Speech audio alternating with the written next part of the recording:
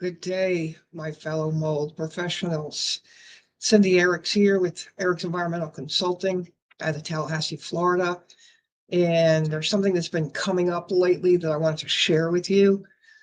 And just it's common sense things. In my mind, it's common sense, but it's kind of turning out not to be so common.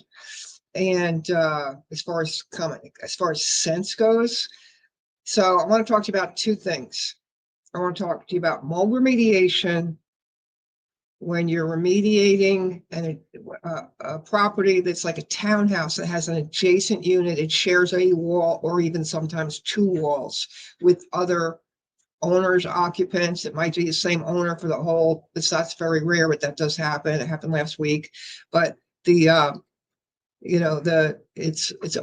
usually owned and occupied by someone other than the property you're working on. And in every protocol report we have, you've got to open up the cavity, and it's up to the technician to look and see how much more mold is there, because usually you're going to find more mold. When we can see some on the outside, or there's moisture on the outside of sheetrock, there's always going to be, I've never not seen, say never, maybe 99.8% of the time, there's always more than 10 square feet of mold. First of all, by the law, it needs to be a licensed mold remediator doing that, unless it's a homeowner, which I don't really recommend unless you get yourself educated and get the right equipment. But if it's a shared wall with a neighboring unit, you open up the wall and you see mold on the other wall that is owned by the neighboring unit, essentially photograph it, stop and seal it off, and call your mold assessor. Call your customer. Call your customer first. We've had situations lately where the customer wasn't even called, and the mold remediator was trying to deal with it, didn't call us, and it changes everything. So you have to know if there's damage on a wall that's shared with another unit that you have no control over, that you need to upfront deal with that. Know that you're going to need to be contacting, that the homeowner is going to need to be contacting the owner of that adjacent unit to get cooperation to get the job done, because all the mold needs to be removed. That if there's mold on the shared wall, it's not going to get cleared. You're going to have mold coming into that unit.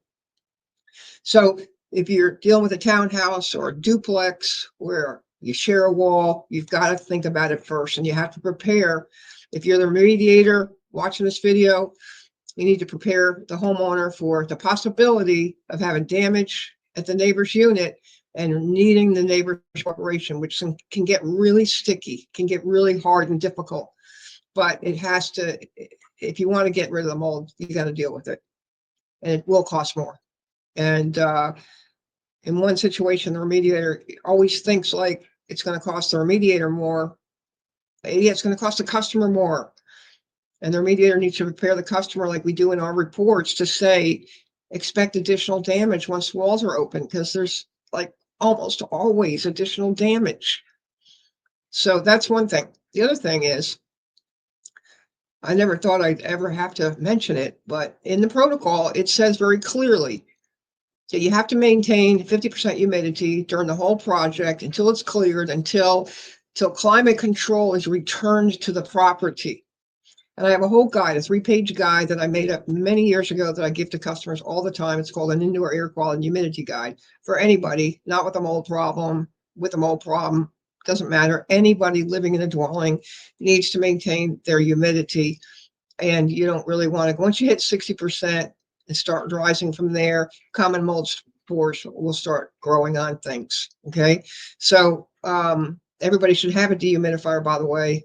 I'll be glad to send you that article if you want it. I sent it to, I include it in every report now so that you know what to do afterwards. But so you're in the remediation process. The remediator's doing the job.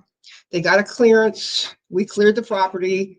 There's no visual mold left. Test came out good. They're ready to start working on other building materials and things. Sometimes the job gets a little complicated where, if it's a big job, sometimes the local building code officials will require certain upgrades to the code, and then that delays the project a little bit. And for whatever reason, sometimes funds will delay the project for a little bit. The homeowner's got to do it in stages. It doesn't matter. The humidity needs to be controlled in the entire building where you have either limited or removed air conditioning for climate control. Now, in Tallahassee and that whole region of Tallahassee, in the wintertime, we have real problems with elevated humidity because it gets cool outside. It could be 60 degrees outside, but it feels good. You don't feel that it's humid, but sometimes it's 85% humidity and it starts rising indoors. And if you don't have a dehumidifier with a constant drain so it maintains your humidity levels, then your heating system won't do that for you. Only your cooling system will do that. And sometimes you can't turn it on because it's too cold. And sometimes you can't turn it on and have it stay on long enough to remove the humidity from the air. There's more problems with air conditioners, which I'm sure I have another video on my website about air conditioning systems. These past 10 years are having problems with removing humidity. In fact, I have one of those problem HVACs, despite begging my contractor to downsize a half ton for me. And now I have to run a dehumidifier all the time to keep my humidity down. But the humidity must be maintained at 50%, 50, 55. You just really don't want to go higher than that, because then you're going to expose yourself to hit that 60% or hit that 60 in the far reaching areas away from that gauge that you're looking at. And then the opportunistic mold, which is just in the outside air in our region of the country, in the Southeast. There's mold in the outside air, and that's okay unless it gets inside, then humidity rises and stays up, and then mold starts growing. And now you've got a second mold problem on your mold remediation project that you should have never had because dehumidifiers weren't in use. Now, if you have ceilings that are out, that had to be taken down because of ceiling damage and roof leaks and things like that, you already know, remediator, that it's required that sealed plastic go up on the ceilings so that we could clear the project, because you can't HEPA air scrub and clean the space with it open to the outside air. So you keep that up until the last minute when you're getting ready to install your sheetrock ceilings, right? And now you got to turn it off and turn it on and go back and forth, but you got to maintain that 50% humidity at all times and deal with the adjacent walls up front. You're at the property, you walk up the steps to the property, you're getting ready to give an estimate. Oh, it shares a wall. Let's see. Is this the wall we're working on? There might be more damage there. Once we open it up, let's talk to the homeowner about that. Homeowner, you see your report, you know it's on that wall.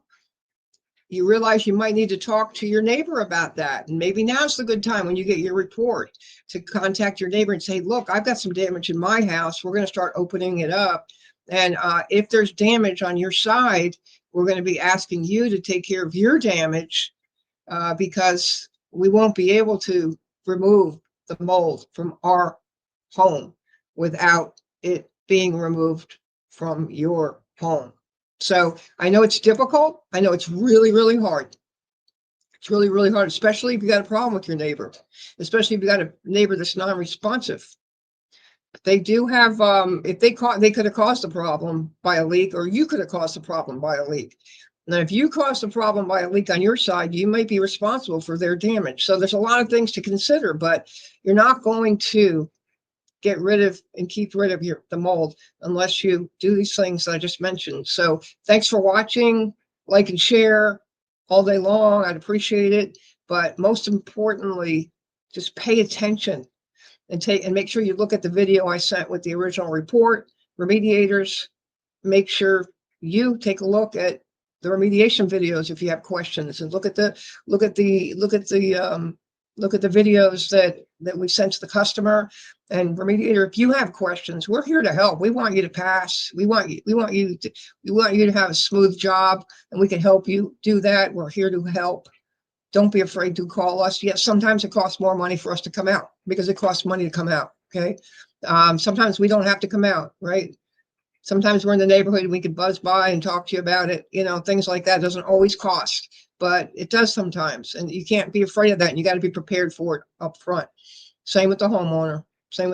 So I hope this helps you today. God bless you and have a great day. Cindy Eric signing off. Eric's Environmental Consulting, Tallahassee, Florida, 850-556-8888, www.indoorairqualitymatters.com.